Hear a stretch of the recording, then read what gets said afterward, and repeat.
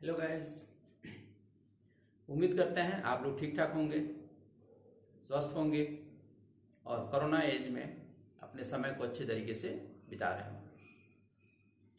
तो हम लोग टाइम लॉस नहीं करते हैं। हम लोग इस वीडियो लेक्चर में हम लोग ये देखते हैं कि अगर किसी इलेक्ट्रिक डाइपोल को हम लोग यूनिफॉर्म इलेक्ट्रिक फील्ड में रखें तो क्या होता है। तो हम लोग के सामने क्वेश्चन क्या है कि अगर किसी इलेक्ट्रिक डाइपोल को यूनिफॉर्म इलेक्ट्रिक फील्ड में प्लेस करें तो क्या होगा।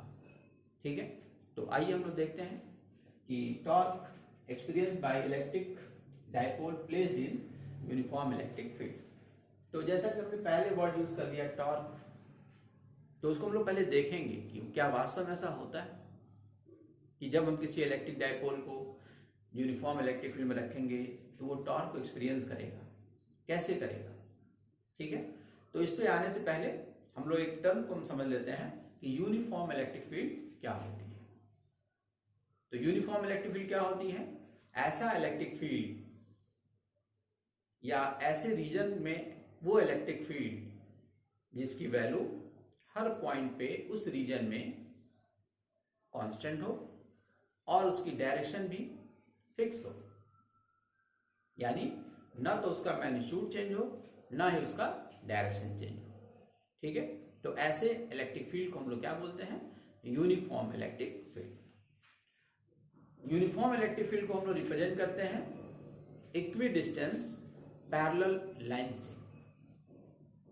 कैसे रिप्रेजेंट किया जाता है? Equi distance parallel lines. ठीक है, बनाते हैं हम लोग।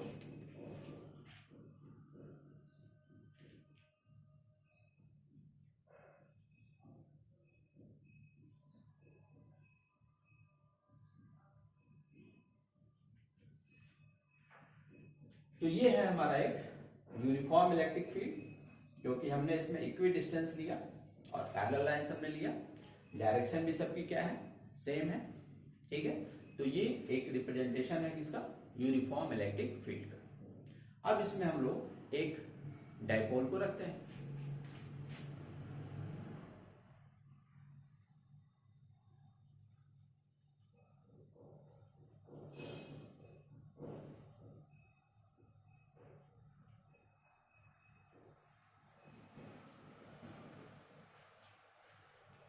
ये एक यूनिफॉर्म इलेक्ट्रिक फील्ड है और इसका मैग्नीट्यूड कितना है? E के इक्विवेलेंट। और ये हमने एक डाइपोल रखा -q और +q चार्ज से बना हुआ है और इसका ओरिएंटेशन एंगल क्या है? थीटा। ओरिएंटेशन एंगल का मतलब होता है कि इलेक्ट्रिक फील्ड की डायरेक्शन के साथ में इलेक्ट्रिक डाइपोल मोमेंट वेक्टर कितना एंगल बना रहा है। तो इलेक्ट्रिक डाइपोल मोमेंट वेक्टर किधर होगा? -q चार्ज से +q चार्ज को ज्वाइन करने वाली लाइन के अलाउंग। ठीक है, और ये वास्तव में एक लाइन नहीं है, बल्कि ये क्या है? एक कोई भी इंसुलेटिंग वायर है जो सीधा है और इसके दो एंड पे इक्वल और अपोजिट चार्ज है। तो इस तरीके से जो डाइपोल वेक्टर होगा किधर होगा? वो इधर होगा। तो P वेक्टर का E वेक्टर के साथ में जो एंगल बनता है उसी को हम लोग बोलते हैं ओरिएंटेशन ऑफ इलेक्ट्रिक डाइपोल। ठीक है, या angular position of electric dipole. ठीक है, आगे बढ़ते हैं। तो आप सिंपली आप सपोज कर लोगे कि कोई डाइपोल AB है जो यूनिफॉर्म इलेक्ट्रिक फील्ड में प्लेस किया गया है, उसकी वैल्यू E है और इलेक्ट्रिक डाइपोल का ओरिएंटेशन कितना है? थीटा। ये आप सिंपली एज्यूम कर लोगे। ठीक है, अब आगे बढ़ते हैं। आप लोग को अच्छी तरीके से पता है कि E होता है F/Q और F Q × E, यानी किसी भी चार्ज बॉडी के ऊपर इलेक्ट्रिक फील्ड क्या लगाता है? फोर्स लगाता है। ठीक है, तो अगर ये वाला पॉजिटिव होगा तो फोर्स की डायरेक्शन E के डायरेक्शन में ही होगी। एक बार फिर से ध्यान से समझिए सब लोग कि कोई भी इलेक्ट्रिक फील्ड किसी भी चार्ज बॉडी के ऊपर फोर्स लगाता है। एक सिंपल फार्मूला है E = F/Q, तो F इक्वल टू क्या हो जाएगा, Q इंटू ई। अगर ये चार्ज पॉजिटिव है तो फोर्स का डायरेक्शन और इलेक्ट्रिक फील्ड का डायरेक्शन सेम होगा। अगर ये चार्ज का वैल्यू निगेटिव है तो फोर्स का डायरेक्शन इलेक्ट्रिक फील्ड के अपोजिट हो जाएगा। ठीक है, तो ये दो चीजें आपको ध्यान में रखनी है। तो इस पर लगेगा फोर्स Q इंटू ई, क्योंकि ये पॉजिटिव चार्ज है, और इसका डायरेक्शन किधर होगा, इलेक्ट्रिक फील्ड के डायरेक्शन, यानी ये फोर्स का डायरेक्शन हो गया। ठीक है, ऐसे इस चार्ज के ऊपर फोर्स लगेगा कितना, Q इंटू ई, और इसका डायरेक्शन कितना किधर होगा, वो इधर होगा। ठीक है, फील्ड का डायरेक्शन इधर है और फोर्स का डायरेक्शन इधर है। ठीक है, अब यहां पे इस चीज को आप जरा ध्यान से देखिए, तो ये फोर्स और ये फोर्स इस सिस्टम के ऊपर, इस डायपोल के ऊपर अप्लाई है। अगर इनको आप जोड़ोगे तो ये इक्वल और अपोजिट फोर्स होंगे और नेट फोर्स हो जाएगा 0। लेकिन इनकी वैल्यू सेम है, इनकी वैल्यू क्या है, सेम है, ये इक्वल है और इनका डायरेक्शन अपोजिट है, और ये दोनों पैरेलल है। दोनों क्या है, पैरेलल है। तो ऐसे इक्वल, अपोजिट और पैरेलल फोर्स कपल बनाते हैं। ठीक है, एक बार फिर से सुनिए, ऐसे इक्वल और अपोजिट फोर्स, यानी किसी बॉडी के ऊपर कोई ऐसा फोर्स लग रहा हो, ऐसे जो एक ऊपर हो और एक नीचे हो, ये क्या बनाएगा, कपल, यानी इस तरीके से इसको रोटेट कराएगा। ठीक है, तो इसका मतलब क्या हुआ, ये जो कपल है वो टॉर्क प्रोड्यूस करेगा, और ये टॉर्क क्या करेगा, इस डायपोल को रोटेट करने की कोशिश करेगा। तो इस तरीके से हम लोगों ने ये समझा कि जब भी किसी डायपोल को इलेक्ट्रिक फील्ड में रखेंगे तो वो टॉर्क को एक्सपीरियंस करेगा। तो कितना एक्सपीरियंस करेगा, तो उसको हम लोग देखते हैं।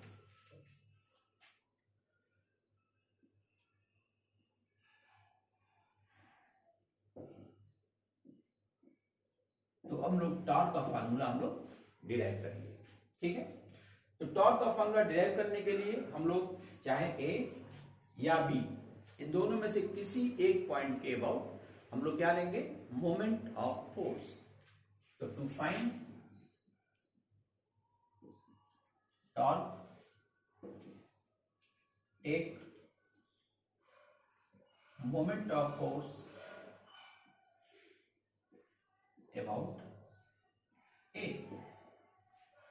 तो अब ए से हम लोग इन दोनों फोर्स का, इसका और इसका क्या लेंगे, मोमेंट ऑफ फोर्स लेंगे। ठीक है, तो मोमेंट ऑफ फोर्स को समझना पड़ेगा कि मोमेंट ऑफ फोर्स क्या होता है। सपोज करिए कि ये कोई बॉडी है, रिजिड बॉडी है, और ये इस पॉइंट पे घूमने के लिए फ्री है। ठीक है, इसको ऐसे समझिए, ऐसे इस पॉइंट पे घूमने के लिए फ्री है। अब हम यहां से हम फोर्स लगा रहे हैं, तो ये इसको क्या करेगा, रोटेट करेगा। तो मोमेंट ऑफ फोर्स क्या होता है, ये फोर्स और पॉइंट ऑफ रोटेशन से इस फोर्स के बीच का जो डिस्टेंस है, परपेंडिकुलर डिस्टेंस, इन दोनों का जो प्रोडक्ट होता है उसी को हम लोग क्या बोलते हैं, टॉर्क। ठीक है, यानी हमको मोमेंट ऑफ फोर्स लेने के लिए हमको किसी भी फोर्स का क्या लेना पड़ेगा, फोर्स और पॉइंट ऑफ रोटेशन से उस फोर्स का परपेंडिकुलर डिस्टेंस। ठीक है, तो शुरू करते हैं। तो टॉर्क इक्वल टू क्या हो जाएगा, पहले इस फोर्स को हम लोग लेते हैं,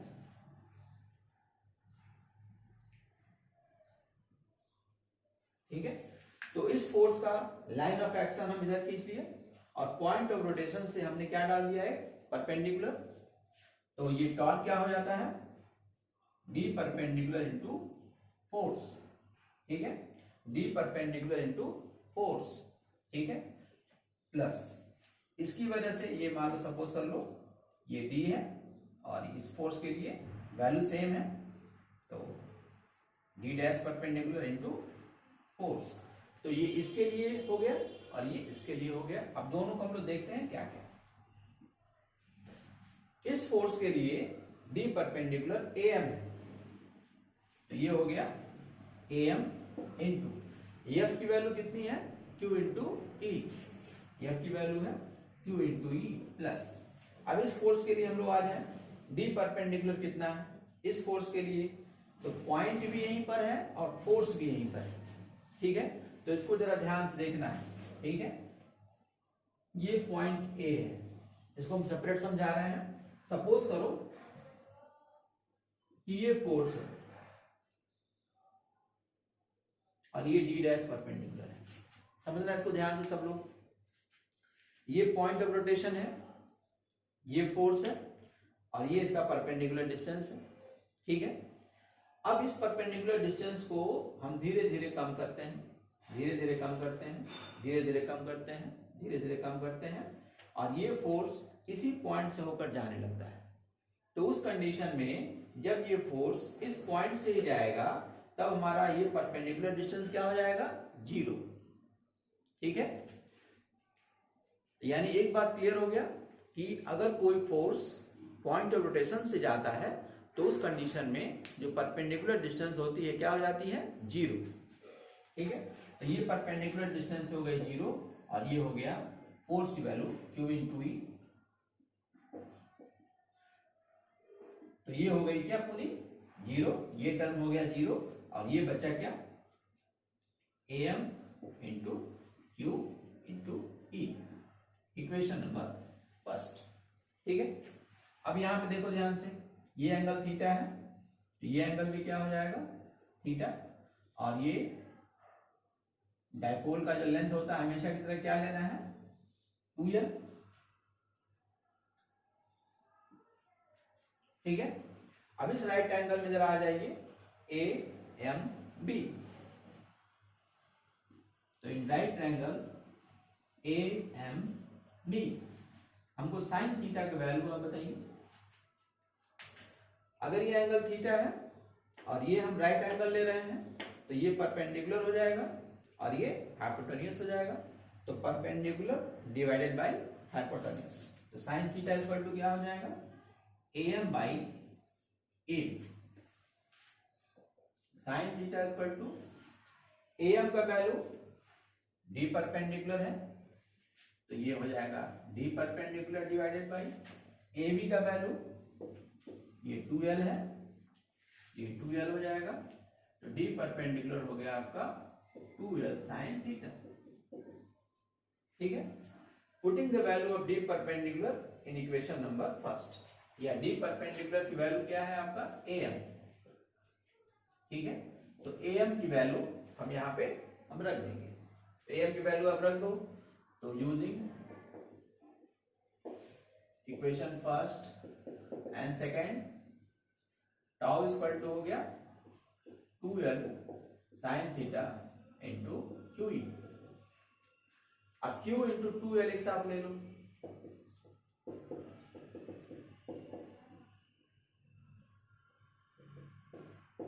ये वैल्यू कितने के बराबर होगी, इलेक्ट्रिक डायपोल मोमेंट के मैग्नीट्यूड के बराबर होगी। यानी हो गया T E साइन। तो इस तरीके से हम लोग देखते हैं कि टॉर्क का एक्सप्रेशन आ गया, tau equal to P E sine theta, ठीक है। P क्या है, magnitude of electric dipole moment vector और ये किसके बराबर है, Q × 2l। E क्या है, मैग्नीट्यूड ऑफ इलेक्ट्रिक फील्ड और 2l क्या है, length of dipole, electric dipole, length of electric dipole, ठीक है। तो इस तरीके से हम लोगों ने देखा सिंपली कि अगर किसी भी इलेक्ट्रिक डायपोल को हम लोग यूनिफॉर्म इलेक्ट्रिक फील्ड में रखते हैं तो वो टॉर्क एक्सपीरियंस करेगा और इसकी वैल्यू कितनी आएगी, tau equal to PE sine theta, ठीक है। इसके वेक्टर फॉर्म को और इससे रिलेटेड न्यूमेरिकल्स को हम लोग अगले वीडियो लेक्चर में लोग देखेंगे, ठीक है। अभी हम लोग सिर्फ इस पे कंडीशन को हम लोग देखते हैं।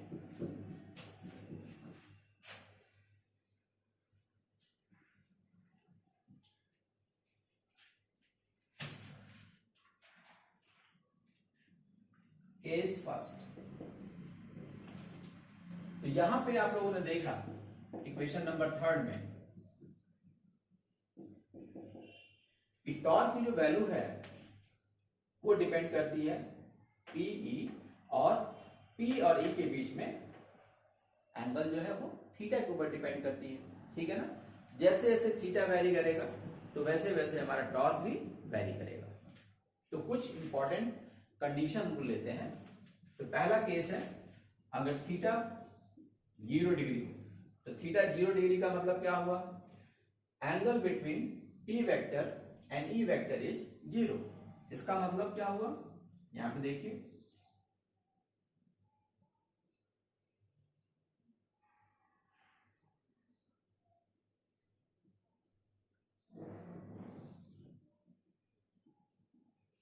ये डायपोल है, ये इसका पी वेक्टर है और ये इसका ई वेक्टर है, यानी इलेक्ट्रिक फील्ड भी इधर ही है और पी वेक्टर भी इधर ही है। इस कंडीशन में थीटा एंगल क्या हो गया, 0 डिग्री, ठीक है। तो टॉर्क भी क्या हो जाएगा, साइन 0 इक्वल टू क्या होता है, 0, इसलिए टॉर्क भी क्या हो जाएगा, 0, ठीक है।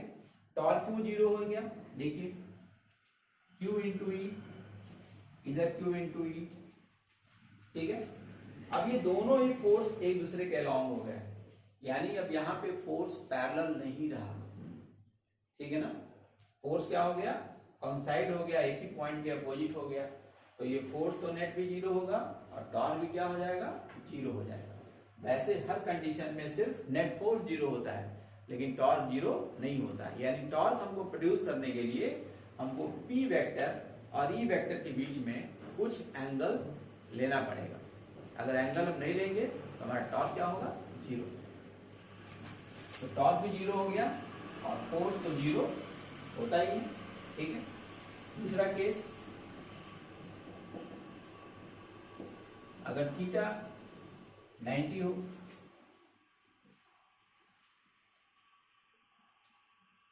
तो इस कंडीशन में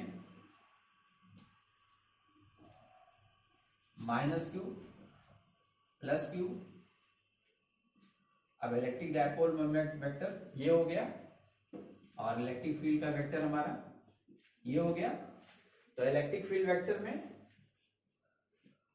और पी वेक्टर में कितना एंगल हो गया, 90 डिग्री। और उस कंडीशन में हमारा साइन 90 का वैल्यू क्या होता है, +1। तो टॉर्क कितना हो जाएगा, यहां पे देखिए, torque equal to P sine 90। Sine 90 की वैल्यू मैक्सिमम होती है +1, इसलिए टॉर्क भी क्या हो जाएगा, मैक्सिमम हो जाएगा और ये P इंटू ई के बराबर हो जाएगा, ठीक है। तो इस तरीके से हम लोग देखते हैं कि ये मैक्सिमम कब होगा, जब ये कंडीशन आएगी और इस कंडीशन में फोर्स इस पर QE इधर लगेगा और ये QE इधर लगेगा, ठीक है। और इसमें इन दोनों फोर्स के बीच में मैक्सिमम सेपरेशन होता है और ये सेपरेशन किसके बराबर हो जाता है, 2L के बराबर। इस वजह से फोर्स भी क्या हो जाता है, मैक्सिमम।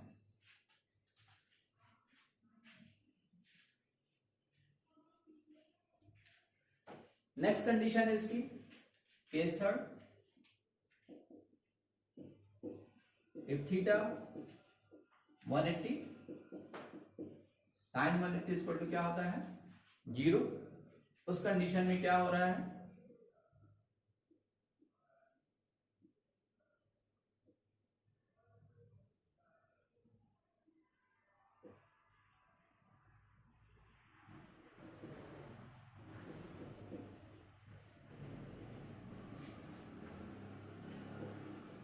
देखिए इस कंडीशन में क्या हो रहा है, इलेक्ट्रिक फील्ड वेक्टर इधर है लेकिन डायपोल वेक्टर आपका इधर आ गया, ठीक है। डायपोल वेक्टर आपका इधर आ गया, फील्ड वेक्टर आपका इधर चला गया। तो जब फील्ड वेक्टर आपका इधर आ गया, डायपोल वेक्टर इधर आ गया, तो इसके बीच में कितना एंगल बन गया, 180। साइन 180 का वैल्यू भी 0 होता है, इसलिए टॉर्क भी क्या हो जाएगा, 0। और एफ तो हर कंडीशन में 0 होगा, ठीक है। एफ हर कंडीशन में 0 होगा, यानी नेट फोर्स, इसको नेट लिख लो ज्यादा अच्छा है, नेट फोर्स हर कंडीशन में 0 होगा, ठीक है। तो इस तरीके से हम लोग देखते हैं कि किस तरीके से टॉर्क प्रोड्यूस हुआ है, ठीक है, और टॉर्क में कितने क्लासेस आते हैं, 1 छोटी सी बात और बता दे रहे हैं आप लोगों को, टाउ इक्वल टू होता है पी साइन थीटा। पी का वैल्यू क्या होता है, टाउ मैक्स, ठीक है। तो टाउ इक्वल टू एक इक्वेशन आया tau max into sine theta, ठीक है। अगर इसका हम लोग ग्राफ ड्रॉ करें तो ये ग्राफ कुछ इस तरीके से आएगा, ठीक है। यानी टाउ और थीटा के ऊपर अगर हम ग्राफ ड्रॉ करें तो वो साइन ग्राफ फॉलो करेगा। ये कंडीशन आपकी मैक्सिमम होगी, ये मिनिमम, ठीक है। तो इस तरीके से हम लोग देखते हैं कि किस तरीके से हमारा टॉर्क चलता है, ठीक है। तो 0 रहेगा तो टॉर्क 0, 90 पर हुआ क्या मैक्सिमम, फिर 180 पे क्या हो गया, फिर ये 0, फिर ये अपोजिट टॉर्क मारेगा। तो अपोजिट टॉर्क और पॉजिटिव चार्ज का क्या कंडीशन है, कैसे ये होगा, ये हम लोग देखेंगे अगले वीडियो लेक्चर में, जब हम इसके वेक्टर फॉर्म को हम लोग डिस्कस करेंगे, ठीक है। तो अगर ये वीडियो लेक्चर आपको पसंद आया तो लाइक कीजिए, शेयर कीजिए, सब्सक्राइब कीजिए और हमेशा ईयरफोन का यूज करिए। Thank you very much.